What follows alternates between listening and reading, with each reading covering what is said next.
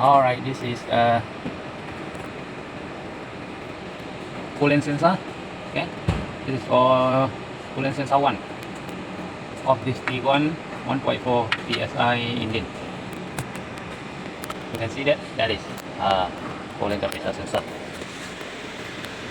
Number 1. Here we have another. This is also engine coolant temperature sensor. This is for coolant.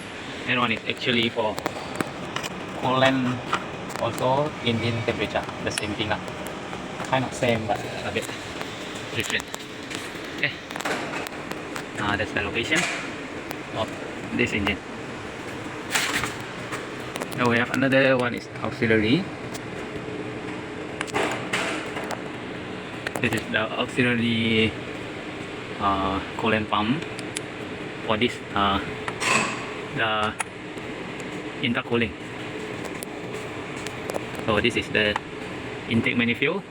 Now here we have a cooler for the intake air. Okay, so using the engine coolant to cool down the air inside the intake. Okay, right down there. And here we have the thermostat and coolant pump, water pump, one set. Okay, this plastic assembly, and the drive belt is inside here under the cover, which drive the water pump from the camshaft.